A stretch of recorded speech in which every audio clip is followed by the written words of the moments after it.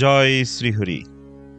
ভাগবত কথার অনুরাগী সকল শ্রোতাবৃন্দকে প্রণতি জ্ঞাপন করে এবং শ্রবণ মাত্র পরমমঙ্গল সাধনকারী গ্রন্থরাজ শ্রীমদ্ ভাগবতের বন্দনা করে শুরু করছি শ্রীমদ্ ভাগবতের সপ্তম স্কন্দের চতুর্থ অধ্যায়, হিরণ্যকশিপুর অত্যাচার এবং প্রহ্লাদের গুণের বর্ণনা।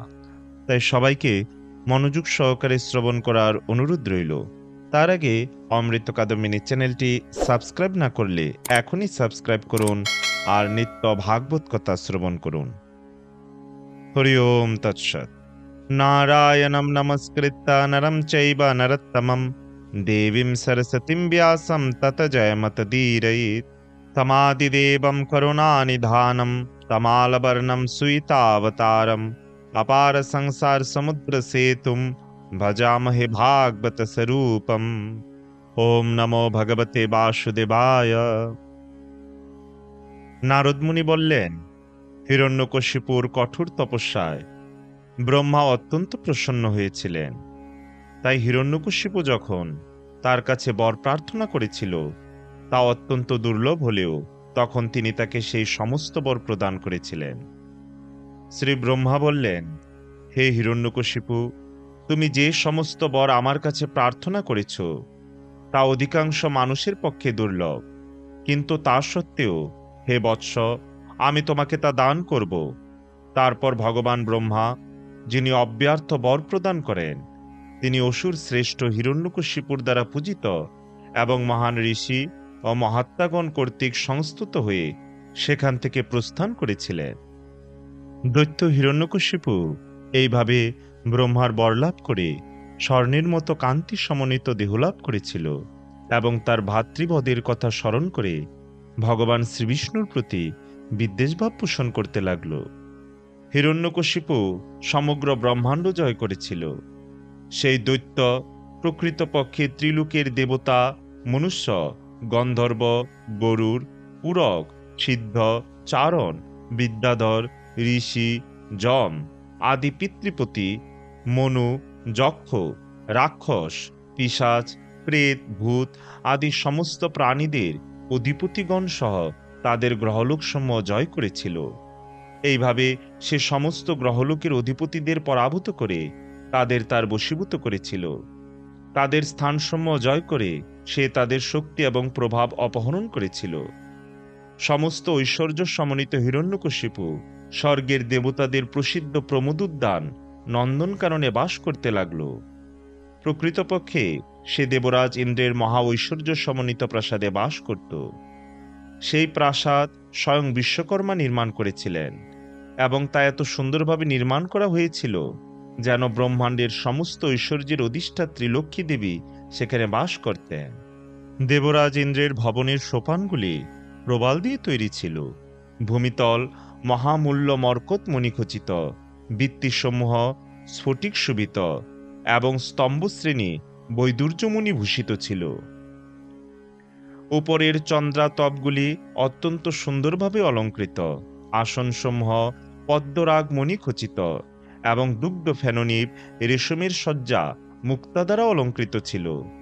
সেই প্রাসাদের রমণীরা অত্যন্ত সুন্দর দন্ত বিশিষ্ট এবং তাদের মুখমণ্ডলীর সৌন্দর্য অতুলনীয় ছিল। তারা যখন প্রাসাদে ইতস্তত বিচরণ করত তখন তাদের পায়ের নূপুর অত্যন্ত সুন্দর সুরে ধ্বনিত হতো এবং রত্নে তাদের সৌন্দর্য প্রতিবিম্বিত হতো। দেবতারা কিন্তু অত্যন্ত নির্যাতিত হয়েছিল এবং হিরণ্যকশিপুর পদযুগলে মস্তক অবনত করে তাদের প্রণত হতে হয়েছিল। হিরণ্যকশিপু অকারণে দেবতাদের অত্যন্ত কঠোরভাবে দণ্ড দিয়েছিল। এইভাবে হিরণ্যকশিপু তার কঠোর শাসনের দ্বারা সকলকে নিয়ন্ত্রিত করে সেই প্রাসাদে বাস করছিল। হে রাজন, হিরণ্যকশিপু সর্বদা উগ্র গন্ধ সুরাপানে মত্ত থাকত এবং তাই তার তাম্রলোচন সর্বদা ঘূর্ণিত হতো। কিন্তু তা সত্ত্বেও যেহেতু সে কঠোর তপস্যা এবং যোগ সাধনার বলে অত্যন্ত শক্তিশালী ছিল, তাই সে নিতান্ত ঘৃণিত হলেও ব্রহ্মা, শিব এবং বিষ্ণু ব্যতীত সমস্ত দেবতারাই উপহার হস্তে তার উপাসনা করতেন। হে পাণ্ডুপুত্র মহারাজ যুধিষ্ঠির, হিরণ্যকশিপু তার স্বীয় শক্তির দ্বারা দেবরাজ ইন্দ্রের সিংহাসনে অধিষ্ঠিত হয়ে অন্য সমস্ত লোকের অধিবাসীদের তার নিয়ন্ত্রণাধীন করেছিল। বিশ্বাবসু, তুম্বুরু আদি গন্ধর্বগণ, আমি স্বয়ং এবং বিদ্যাধর, অপ্সরা এবং সমস্ত মহর্ষিরা তার যশগান করার জন্য বারবার তার স্তব করতাম। নিষ্ঠা সহকারে বর্ণাশ্রম ধর্ম অনুসরণকারীরা যে প্রচুর উপহার এবং উপাচার দিয়ে যজ্ঞ অনুষ্ঠান করতেন, হিরণ্যকশিপু দেবতাদের সেই যজ্ঞভাগ না দিয়ে স্বয়ং তা গ্রহণ করত।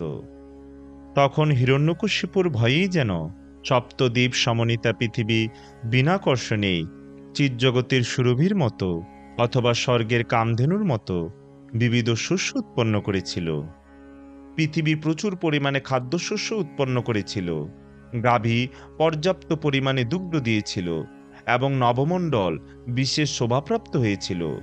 ব্রহ্মাণ্ডের বিবিধ সমুদ্র তাদের পত্নী সদৃশ নদীসমূহের তরঙ্গের দ্বারা হিরণ্যকশিপুর কাছে বিবিধ মণিরত্ন প্রেরণ করত। এই সমুদ্রগুলি হচ্ছে লবণ, ইক্ষুরস, সুরা, ঘৃত, দুগ্ধ, দধি এবং মিষ্টি জলের সমুদ্র। পর্বতের মধ্যবর্তী উপত্যকাগুলি হিরণ্যকশিপুর ক্রীড়াস্থলী হয়েছিল। তার প্রভাবে সমস্ত বৃক্ষ এবং লতা সমস্ত ঋতুতেই প্রচুর ফল এবং ফুলে শোভিত ছিল। বাড়িবর্ষণ, শোষণ এবং দহনের ক্রিয়া, যেগুলি ব্রহ্মাণ্ডের তিনজন বিভাগীয় অধ্যক্ষ ইন্দ্র, বায়ু এবং অগ্নির কার্য, সেগুলি হিরণ্যকশিপু দেবতাদের সহায়তা ব্যতীত একাকীই পরিচালনা করছিল। সর্বদিক নিয়ন্ত্রণ করার ক্ষমতা লাভ করা সত্ত্বেও এবং যথাসম্ভব ইন্দ্রিয় সুখ ভোগ করা সত্ত্বেও হিরণ্যকশিপু তৃপ্ত হতে পারেনি, কারণ তার ইন্দ্রিয়গুলিকে নিয়ন্ত্রণ করার পরিবর্তে সে তার ইন্দ্রিয়ের দাসে পরিণত হয়েছিল। এইভাবে তার ঐশ্বর্য গর্বে অত্যন্ত গর্বিত হয়ে এবং শাস্ত্রবিধি লঙ্ঘন করে হিরণ্যকশিপু দীর্ঘকাল অতিবাহিত করেছিল। তার ফলে সে সনকাদি মহান ব্রাহ্মণদের দ্বারা অভিশপ্ত হয়েছিল। বিভিন্ন লোকের লোকপালগণ সহ সমস্ত অধিবাসীরা হিরণ্যকশিপুর প্রচণ্ড উৎপীড়নে অত্যন্ত পীড়িত হয়েছিল। ভীত এবং বিচলিত হয়ে অন্য কোথাও আশ্রয় না পেয়ে তারা অবশেষে ভগবান শ্রীবিষ্ণুর শরণাপন্ন হয়েছিল। যেখানে পরমেশ্বর ভগবান বিরাজ করেন, যেখানে অমল আত্মা সন্ন্যাসীগণ গমন করে আর ফিরে আসেন না, সেই দিককে আমরা নমস্কার করি। এইভাবে ধ্যান করে লোকপালগণ নিদ্রাহীন হয়ে পূর্ণরূপে তাদের মন সংযত করে এবং কেবল বায়ুমাত্র আহার করে ভগবান ঋষিকেশের আরাধনা করতে লাগলেন। তখন জড়চক্ষুর দ্বারা অদৃশ্য এক ব্যক্তির দিব্য কণ্ঠস্বর তারা শুনতে পেয়েছিলেন।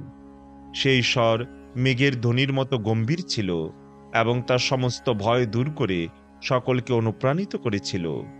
ভগবানের সেই বাণী ঘোষণা করেছিল, হে বিবুধ শ্রেষ্ঠগণ, ভয় করো না, তোমাদের মঙ্গল হোক। আমার মহিমা শ্রবণ কীর্তন করে এবং আমার প্রার্থনা করে তোমরা আমার ভক্ত হও, তার ফলে সমস্ত জীবের পরমঙ্গল লাভ হয়। হিরণ্যকশিপুর সমস্ত কার্যকলাপ সম্বন্ধে আমি অবগত আছি এবং অচিরেই আমি তার সেই সমস্ত দুষ্কর্মের সমাপ্তি সাধন করব। ততক্ষণ পর্যন্ত তোমরা অপেক্ষা করো।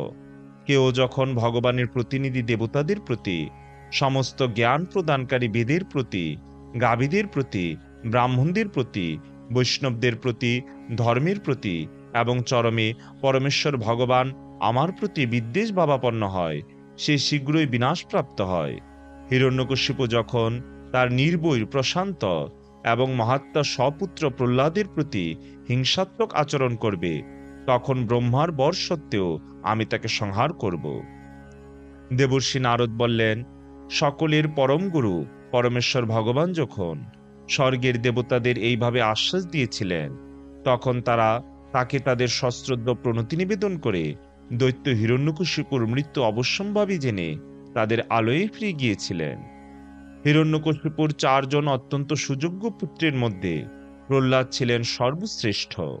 প্রকৃতপক্ষে প্রহ্লাদ ছিলেন সমস্ত দিব্য গুণের আধার, কারণ তিনি ছিলেন ভগবানের অনন্য ভক্ত। তিনি ব্রহ্মণ্য গুণ সম্পন্ন, সচ্চরিত্র এবং পরম সত্যকে জানতে দৃঢ়প্রতিজ্ঞ ছিলেন। তিনি তার মন এবং ইন্দ্রিয়কে সর্বোত্তভাবে সংযত করেছিলেন। পরমাত্মার মতো তিনি সমস্ত জীবের প্রতি দয়ালু এবং সৌহার্দ্যপরায়ণ ছিলেন। সম্মানিত ব্যক্তিদের প্রতি তিনি বৃত্তির মতো আচরণ করতেন। দরিদ্রদের প্রতি তিনি পিতার মতো বাৎসল্য প্রকাশ করতেন। সমান ব্যক্তিদের প্রতি তিনি ভ্রাতার মতো অনুরক্ত ছিলেন এবং তিনি তার গুরু এবং জ্যেষ্ঠ গুরুভ্রাতাদের ঈশ্বরতুল্য সম্মান করতেন। তিনি বিদ্যা, ঐশ্বর্য, সৌন্দর্য এবং আভিজাত্যজনিত গর্ব থেকে সম্পূর্ণরূপে মুক্ত ছিলেন। প্রহ্লাদ মহারাজ যদিও আসরিক পরিবারে জন্মগ্রহণ করেছিলেন, তবুও তিনি আসরিক ছিলেন না। তিনি ছিলেন ভগবান বিষ্ণুর পরম ভক্ত। অন্য অসুরদের মতো তিনি বৈষ্ণব বিদ্বেষী ছিলেন না। চরম বিপদেও তিনি উদ্বিগ্ন হতেন না এবং তিনি প্রত্যক্ষ বা পরোক্ষভাবে বৈদিক সকাম কর্মে আগ্রহী ছিলেন না। প্রকৃতপক্ষে তিনি সমস্ত জড়বস্তুকে অর্থহীন বলে মনে করতেন এবং তাই তিনি সমস্ত কামনা বাসনা থেকে সম্পূর্ণরূপে মুক্ত ছিলেন। তিনি সর্বদা তার ইন্দ্রিয় এবং প্রাণকে সংযত করে স্থির বুদ্ধি এবং দৃঢ় সংকল্প সহকারে তার সমস্ত কামনা বাসনা দমন করেছিলেন। হে রাজন, প্রহ্লাদ মহারাজের মহৎ গুণাবলী আজও জ্ঞানবান মহাত্মা এবং বৈষ্ণবেরা কীর্তন করে থাকেন। সমস্ত সদ্গুণ যেমন ভগবানের মধ্যে সর্বদাই বিরাজমান, তেমনি তার ভক্ত প্রহ্লাদ মহারাজের মধ্যেও সেইগুলি নিত্য বিরাজমান। হে মহারাজ যুধিষ্ঠির, যে সবাই সাধু এবং ভগবত ভক্তদের সম্বন্ধে আলোচনা হয়, সেখানে অসুরদের শত্রু দেবতারাও মহান ভগবত ভক্ত প্রহ্লাদ মহারাজের দৃষ্টান্ত উল্লেখ করেন। আপনাদের মতো মহৎ ব্যক্তিদের তো কথাই নেই। প্রহ্লাদ মহারাজের অসংখ্য গুণাবলী কে নির্ণয় করতে পারে? বাসুদেব শ্রীহরির প্রতি তার অবিচলিত শ্রদ্ধা এবং অনন্য ভক্তি ছিল। তার পূর্বকৃত ভক্তির প্রভাবে ভগবান শ্রীহরির প্রতি তার স্বাভাবিক আসক্তি ছিল। যদিও তার সদ্গুণগুলির গণনা করা সম্ভব নয়, তবুও তার ফলে সিদ্ধ হয় যে তিনি ছিলেন একজন মহাত্মা। প্রহ্লাদ মহারাজ তার শৈশব থেকেই শিশুসুলভ খেলাধুলার প্রতি উদাসীন ছিলেন। প্রকৃতপক্ষে তিনি সর্বোত্তভাবে সেগুলি পরিত্যাগ করে শ্রীহরির ভাবনায় পূর্ণরূপে মগ্ন হয়ে জড়বৎ অবস্থা প্রাপ্ত হন। যেহেতু তার মন সর্বদা ভগবত ভাবনায় মগ্ন থাকত, তাই তিনি বুঝতে পারতেন না কিভাবে এই জগৎ ইন্দ্রিয় তৃপ্তি সাধনের কার্যকলাপে মগ্ন হয়ে পরিচালিত হচ্ছে। প্রহ্লাদ মহারাজ সর্বদাই শ্রীহরির চিন্তায় মগ্ন থাকতেন। এইভাবে ভগবানের দ্বারা সর্বদা আলিঙ্গিত হয়ে তিনি উপলব্ধি করতে পারতেন না কিভাবে উপবেশন, পর্যটন, ভোজন, শয়ন, পান, কথোপকথন আদি দৈহিক প্রয়োজনগুলি আপনা থেকেই অনুষ্ঠিত হচ্ছে। ভগবত প্রেমে বিহ্বল চিত্তে কখনো তিনি ক্রন্দন করতেন, কখনো হাসতেন, কখনো আনন্দ প্রকাশ করতেন এবং কখনো উচ্চস্বরে কীর্তন করতেন। কখনো ভগবানকে দর্শন করে প্রহ্লাদ মহারাজ পূর্ণ উৎকণ্ঠার বসে উচ্চস্বরে তাকে ডাকতেন, কখনো আনন্দে লজ্জারহিত হয়ে নৃত্য করতেন, কখনো শ্রীহরির চিন্তায় মগ্ন হয়ে তন্ময়তা লাভ করতেন এবং ভাবে বিভোর হয়ে ভগবানের লীলার অনুকরণ করতেন। কখনো কখনো ভগবানের করকমলের স্পর্শ অনুভব করে তিনি আনন্দমগ্ন হয়ে মৌন হয়ে থাকতেন। তার শরীর রোমাঞ্চিত হতো এবং ভগবত প্রেমে তার অর্ধনিমিলিত নেত্র থেকে অশ্রুধারা ঝরে পড়ত। অকিঞ্চন শুদ্ধ ভগবত ভক্তের সঙ্গ প্রভাবে প্রহ্লাদ মহারাজ নিরন্তর ভগবানের শ্রী পাদপদ্মের সেবায় যুক্ত হয়েছিলেন। তার পূর্ণ আনন্দময় রূপ দর্শন করে আধ্যাত্মিক জ্ঞানে দরিদ্র ব্যক্তিরাও পবিত্র হতো, অর্থাৎ প্রহ্লাদ মহারাজ তাদের দিব্য আনন্দ প্রদান করতেন। হে মহারাজ যুধিষ্ঠির, হিরণ্যকশিপু সেই মহাভাগ্যবান প্রহ্লাদকে নির্যাতন করেছিল, যদিও তিনি ছিলেন তার নিজের পুত্র। মহারাজ যুধিষ্ঠির বললেন, হে দেবর্ষি, হে সুব্রত, প্রহ্লাদ যদিও ছিল তার পুত্র, তবুও হিরণ্যকশিপু কিভাবে সেই নির্মল হৃদয় মহাত্মাকে দুঃখ দিয়েছিল, এই বিষয়ে আমি আপনার কাছে জানতে ইচ্ছা করি। পিতামাতা সর্বদাই তাদের সন্তানদের প্রতি স্নেহপরায়ণ হন। সন্তান অবাধ্য হলে পিতামাতা তাদের তিরস্কার করেন। সেই তিরস্কার শত্রুতার বশে নয়, পক্ষান্তরে সন্তানদের শিক্ষার জন্য এবং তার মঙ্গলের জন্য। কিন্তু প্রহ্লাদ মহারাজের পিতা হিরণ্যকশিপু কিভাবে তার এই প্রকার মহান পুত্রকে উৎপীড়ন করেছিল, সেই কথাই আমি জানতে উৎসুক। এই প্রকার আজ্ঞানুবর্তী, সদাচারী এবং পিতৃভক্ত পুত্রের প্রতি হিংসা আচরণ করা পিতার পক্ষে কিভাবে সম্ভব হতে পারে? হে ব্রাহ্মণ, হে প্রভু, স্বভাবত স্নেহশীল পিতা তার মহান পুত্রকে দণ্ড দেওয়ার উদ্দেশ্যে তাকে হত্যা করার চেষ্টা করতে পারে, সেই কথা আমি কখনো শুনিনি। দয়া করে আপনি আমার সেই সন্দেহ দূর করুন। ওম তৎসৎ ইতি শ্রীমন্মহর্ষি ব্যাসদেব প্রণীত পারমহংসী সংহিতা শ্রীমদ্ ভাগবত মহাপুরাণের সপ্তম স্কন্দের চতুর্থ অধ্যায় সমাপ্ত। পরবর্তীতে আমরা শ্রবণ করব শ্রীমদ্ ভাগবতের সপ্তম স্কন্দের পঞ্চম অধ্যায় হিরণ্যকশিপু কর্তৃক প্রহ্লাদ বধের চেষ্টা। তাই সবাইকে পরবর্তী ভিডিও দেখার আমন্ত্রণ রইল। ওয়ম ইয়াদক্ষরং পরিভ্রষ্টং মাত্রাহীনং চ ইয়দ ভবেৎ পূর্ণম ভবতু তৎসর্বং তৎপ্রসাদাৎ জনার্দন। জয় জয় গ্রন্থরাজ শ্রী শ্রীমদ্ ভাগবত মহাপুরাণের জয়। জয় জয় ভাগবত কথা শ্রবণকারী ভক্তবৃন্দের জয়। জয় শ্রীকৃষ্ণ চৈতন্য প্রভু নিত্যানন্দ শ্রী অদ্বৈত গদাধর শ্রীবাসাদি শ্রী গৌর ভক্তবৃন্দ। হরে কৃষ্ণ কৃষ্ণ কৃষ্ণ হরে হরে, হরে রাম রাম রাম হরে হরে। জয় শ্রী হরি।